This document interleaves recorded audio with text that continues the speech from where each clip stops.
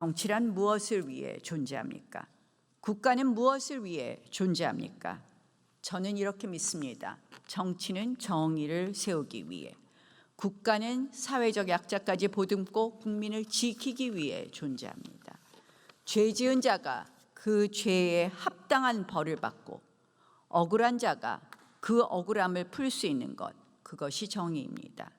돈이 없어도 힘이 없어도 변호사를 살 형편이 안 되어도 국가가 끝까지 진실을 밝혀주는 것, 그것이 공정입니다. 힘 있는 자가 힘 없는 자를 짓밟지 못하도록, 반칙한 자가 정직한 자를 앞지르지 못하도록, 그 공정의 마지막 선을 지키는 것, 그것이 정치의 책임이고 국가의 존재 이유입니다. 그런데 오늘 이 법은 그 정의와 공정을 정면으로 배신합니다.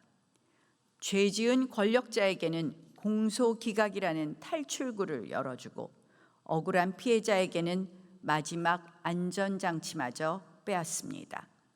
강자에게는 비상구를, 약자에게는 벼랑을 안기는 법입니다.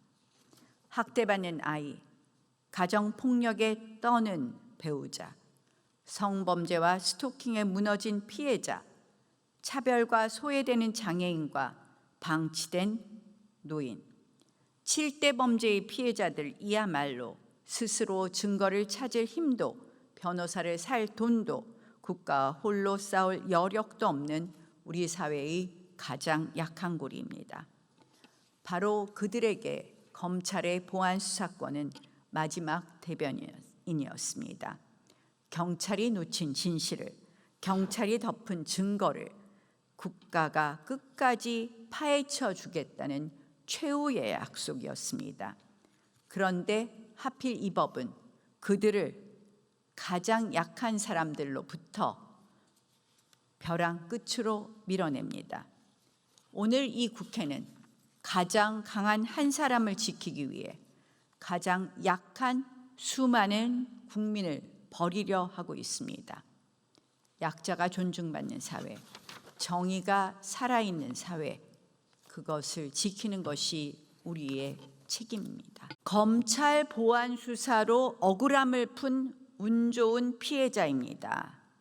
강간살인 미수로 가해자가 징역 20년을 받은 일명 돌려치기 사건의 피해자가 자신을 소개할 때 쓴 말입니다. 오죽 답답했으면 언론에 자신의 신상이 공개되는 그 자리에 나서서 외쳤겠습니까? 경찰은 끔찍한 사건을 단순 상해로 접수했습니다. 성범죄 감식도 없이 피해자의 옷을 캐비넷에 넣어두었습니다.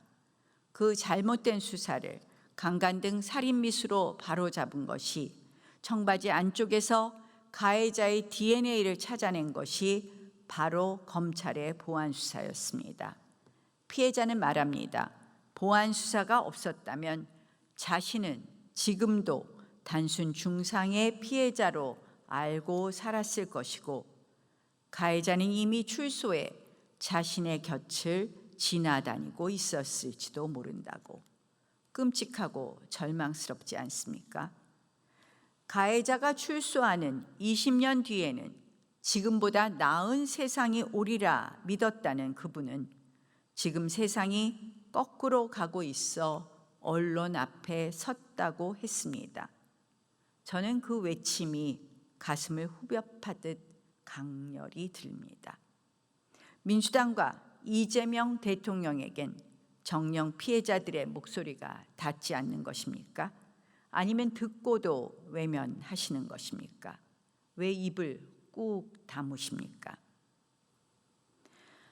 형사사법 시스템은 무엇을 위해 존재할까요? 형벌권은 국가에게 독점되어 있습니다. 사적 복수를 허용하지 않습니다. 그래서 국가는 진실을 찾아야 될 고도의 책임이 있습니다. 형사사법 시스템의 최종의 목적은 실체적 진실 발견 그리고 인권 보호일 것입니다. 그런데 지금 이 형사사법 시스템의 최약자는 바로 피해자입니다. 그런데 그 피해자에 대해서는 외면하고 있는 법이 이 형사소송법입니다. 민주당은 툭하면 스스로를 민생정당, 서민정당, 책임 있는 정당이라고 부릅니다. 그런데 말씀드린 것처럼 이 법에 서민이 있습니까? 검찰에 대한 복수심과 이재명 대통령 범죄 세탁밖에 보이지 않습니다. 그래서 젊은이들이 말합니다.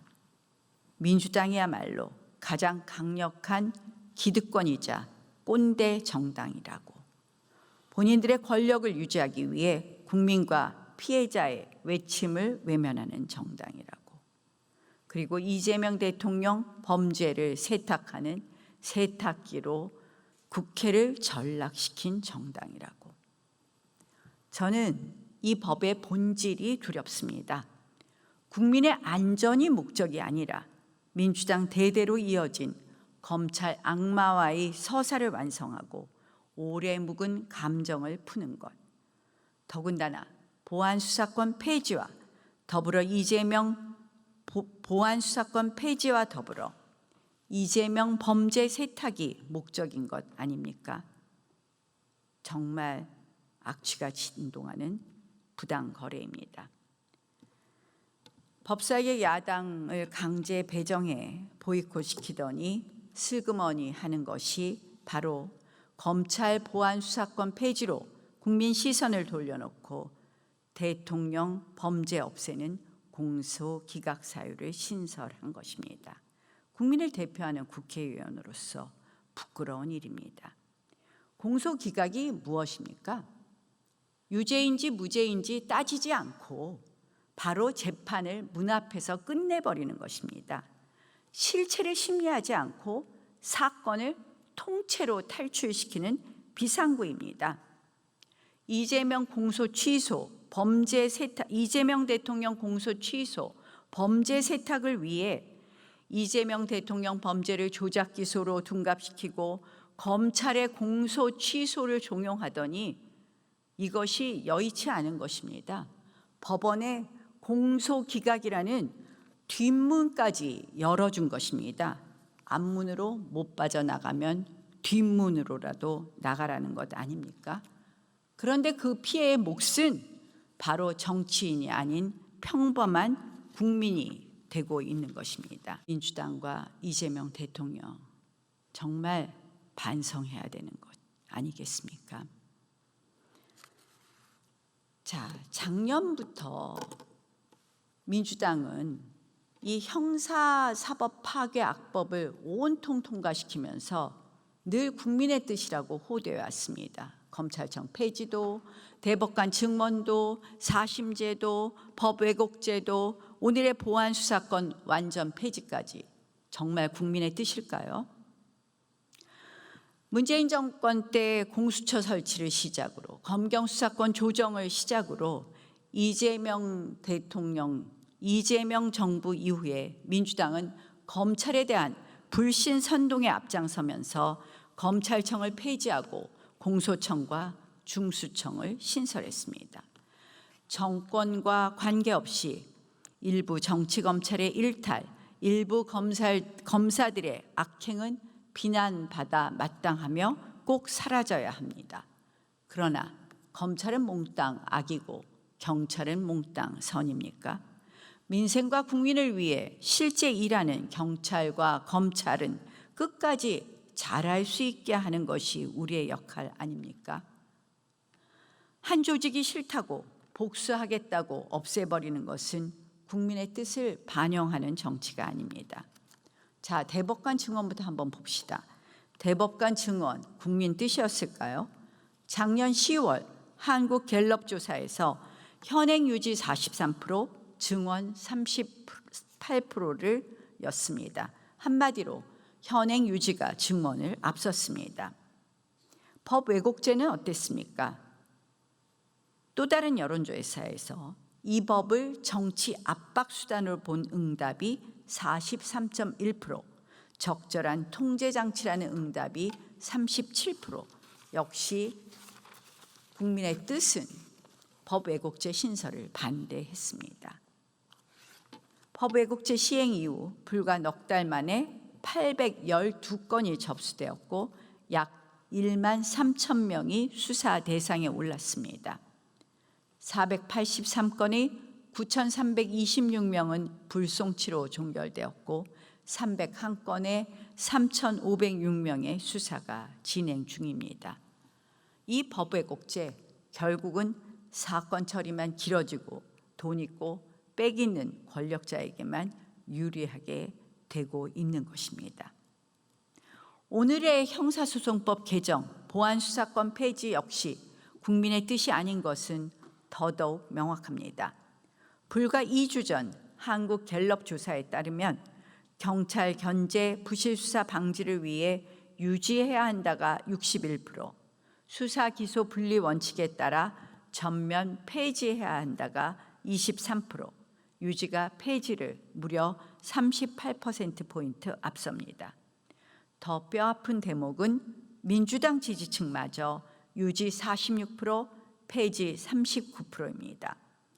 여당의 지지자들조차 이 법에 확신이 없습니다. 썸트렌드라는 이 인터넷상의 트렌드를 보여주는 조사에도 이렇게 나옵니다. 지금 인터넷상에서 많이 찾아지는 단어는 피해 우려, 범죄, 안전, 사회적 신뢰, 결국 각종 데이터에서 국민의 뜻이라는 민주당의 주장에 반대되는 지표가 나오고 있습니다. 그러면 결국 이 보안 수사권 폐지라는 것은 국민의 뜻이 아니라 진영의 뜻 아니겠습니까? 그런데 이것이 통과되면 여러분께서 검찰의 권력이라고 하던 그 권한이 사라집니까? 아니요. 그 권한은 사라지지 않습니다. 한 기관에서 다른 기관으로 이동할 뿐입니다. 검찰공화국을 없앤다며 결국 경찰공화국, 특검공화국을 세우는 것 아니겠습니까? 국민의 뜻은커녕 그런데 민주당 내에서 이 민주당 내의 의견 역시 묵살되는 광경을 우리는 목도하고 있습니다. 검찰 보안 수사권 완전 폐지의 법리적 헌법적 문제를 다시 한번 짚어보도록 하겠습니다. 지금부터 짚어보도록 하겠습니다. 자, 민주당은 이 법의 명분으로 수사 기소 분리라는 6글자를 반복합니다. 마치 그것이 헌법에 새겨진 대원칙인 것처럼 말합니다.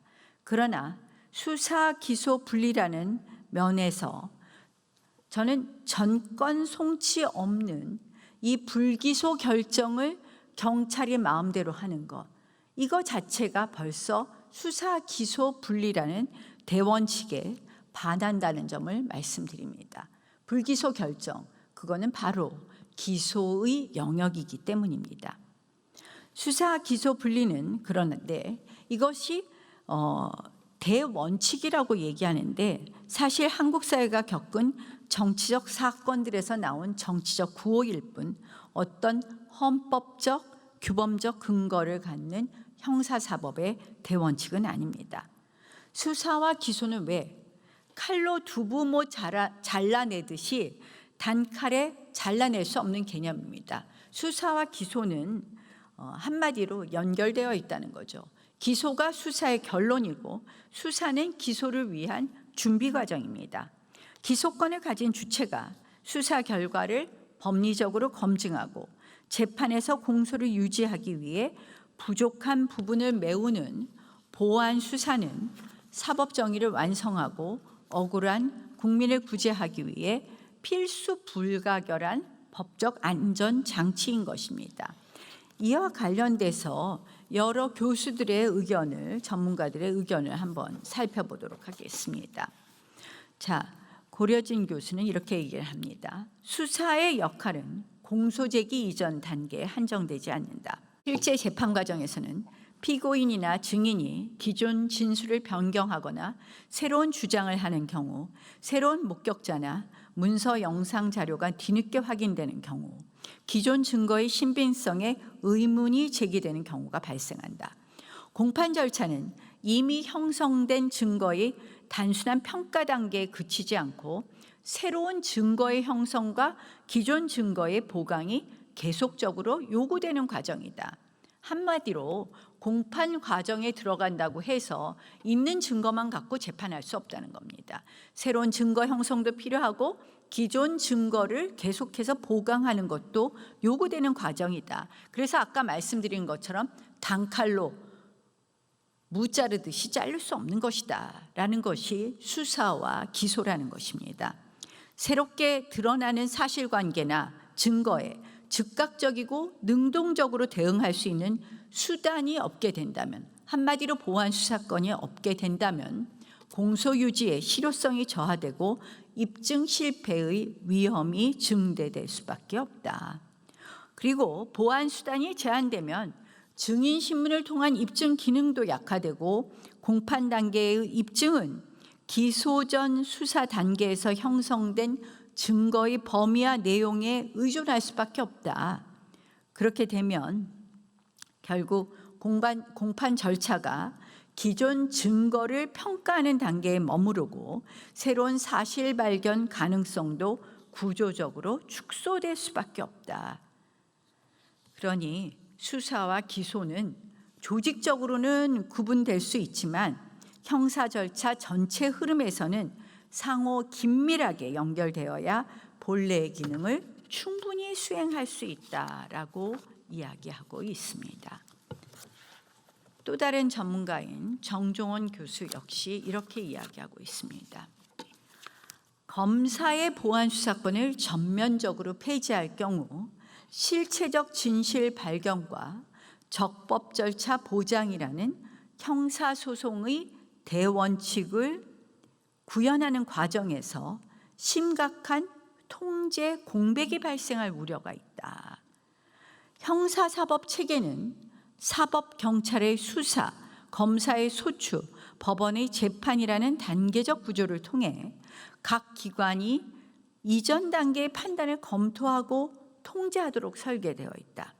검사가 사법 경찰의 수사 결과를 검토하고 미비점을 보완하는 것은 경찰 수사에 대한 사법 통제의 성격을 가진다. 수사 기소 분리의 본질은 수사를 개시한 주체가 자신의 최초 판단을 정당화하려는 확증 편향을 통제하는 데 있다.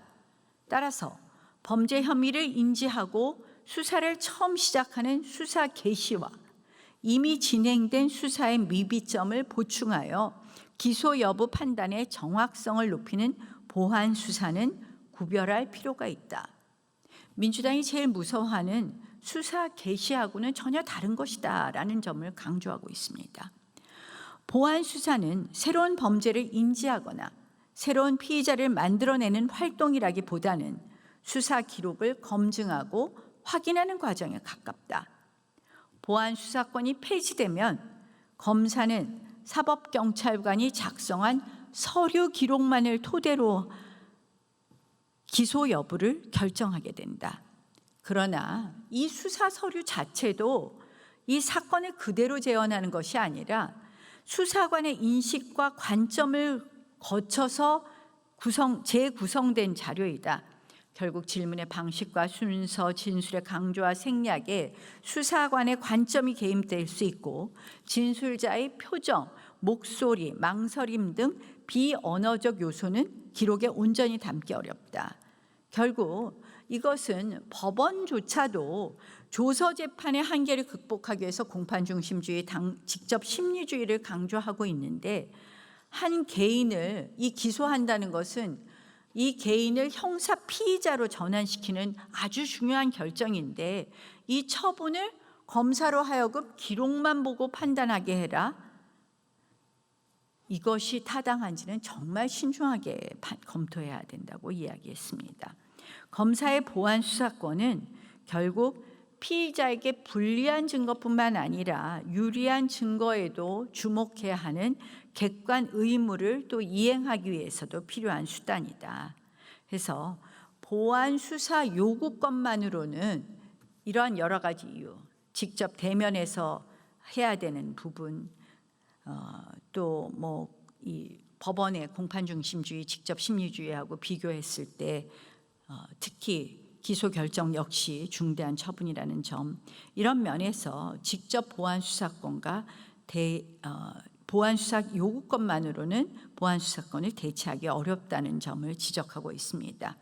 결국 보안 수사 요구는 이미 수사를 진행하고 있는 결론을 내린 1차 수사기관에 오류를 시정하도록 요구하는 구조이기 때문에 실질적으로 보안 수사 요구를 한다고 해서 이미 1차 수사기관이 여러 가지 확증 평양도 가지고 있는 그러한 기관이 자기 방어 기제가 발동하기 때문에 실질적으로 보안 수사 요구를 한다고 해서 요구를 한다고 한들 결국은 핑퐁 현상과 절차 지연만 가져올 수 있다라는 점을 지적했습니다. 저는 오늘 그 부모의 뜻을 받아 채원의 이름을 이 본회의장 속기록에 남깁니다. 그날의 일지를 시간 순서로 보겠습니다. 5월 3일 장윤기는 아르바이트 동료였던 외국인 여성을 상대로 성범죄를 저지른 혐의를 받습니다. 그 여성은 그날 장윤기를 스토킹으로 경찰에 신고하고 몸을 피했습니다. 장윤기는 이틀간 그 여성을 찾아 거리를 배회하다 찾지 못하자 5월 5일 새벽 공부를 마치고 홀로 귀가하던 17살 이채원 양에게 그 분노를 쏟아내었습니다. 비명을 듣고 다가온 다른 학교 남학생에게까지 흉기를 휘둘렀습니다. 여기까지 보면 경찰이 처음 본 대로 묻지마 살인입니다.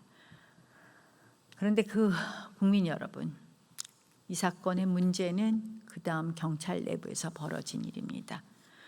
초동 수사를 맡은 광주 광산경찰서의 형사과장, 그 최소 형량이 무기징역으로 높은 그 강간 목적 살인 대신에 단순 살인 혐의를 적용하도록 부당한 영향력을 행사한 혐의로 입건되어서 수사를 받고 있습니다.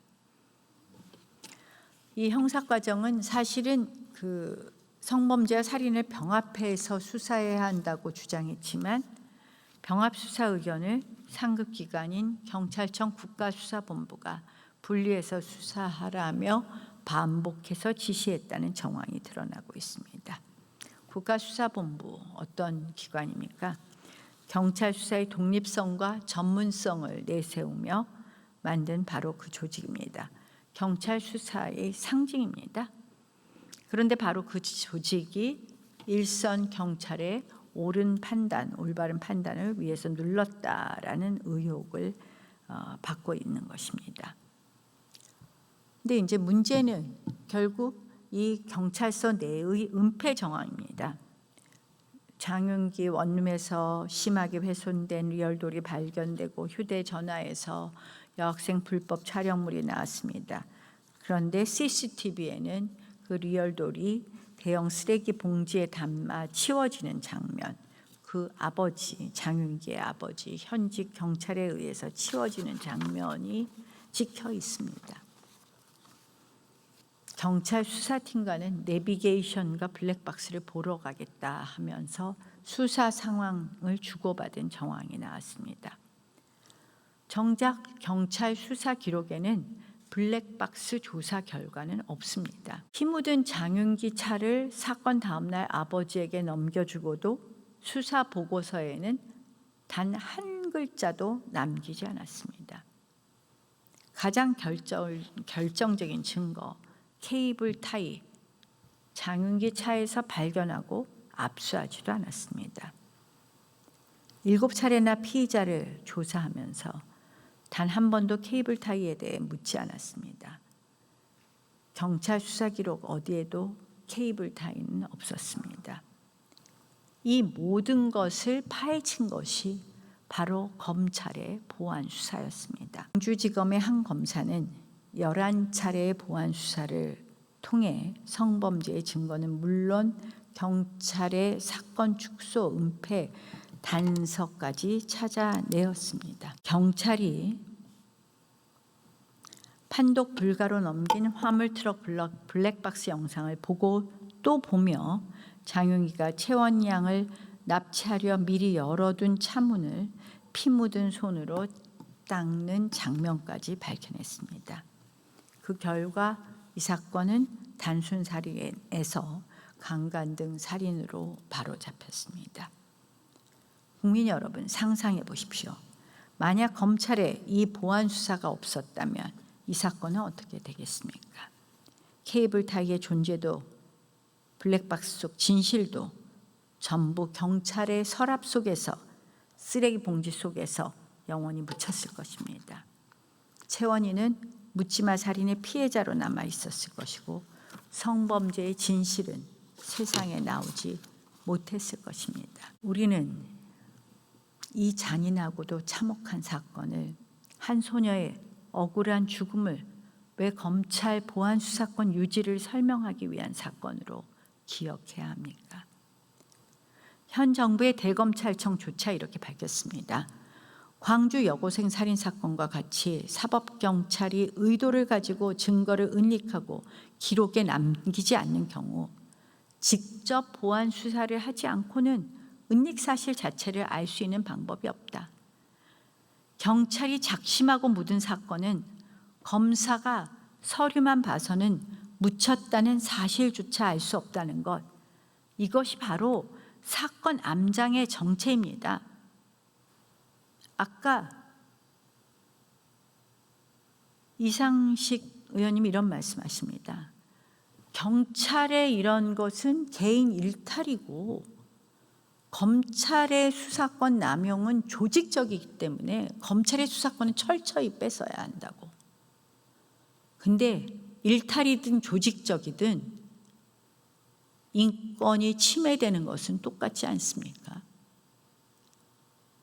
보안 수사권을 남기면 검찰이 그것을 빌미로 수사권을 가져온다. 지금 철저하게 얘기하고 있습니다. 보안 수사권은 수사 개시권은 아니다.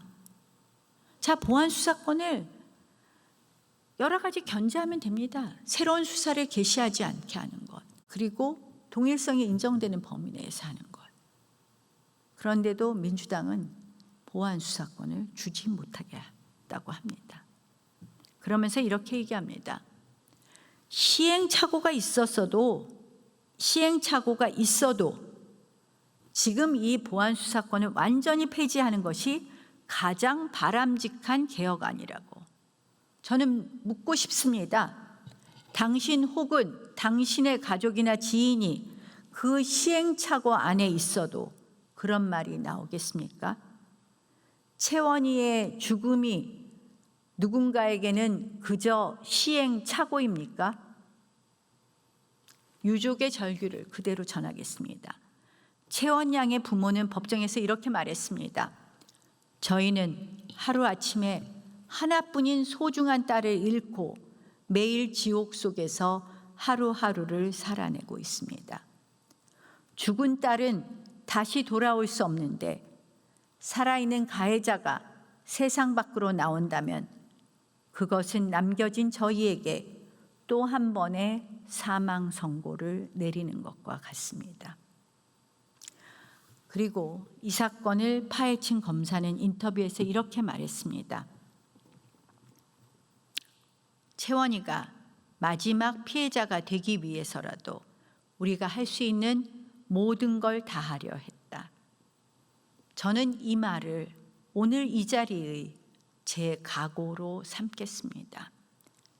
채원이가 마지막 피해자가 되도록 제2, 제3의 채원이가 나오지 않도록 이 법안은 통과되어서는 안 됩니다. 검찰의 보안 수사가 있었기에 경찰이 조직적으로 덮으려 한 장윤기 사건의 진상이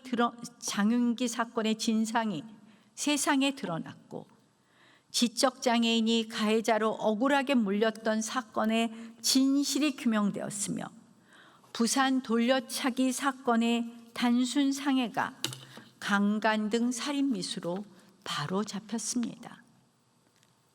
보안 수사권을 없앤다는 것은 바로 그 실체적 진실을 밝히는 마지막 길을 영원히 봉쇄하는 것입니다. 앞으로 제2, 제3의 장윤기 사건이 경찰의 서랍 속에서 조용히 묻혀도 우리는 그런 일이 있었다는 사실조차 알 수 없게 됩니다.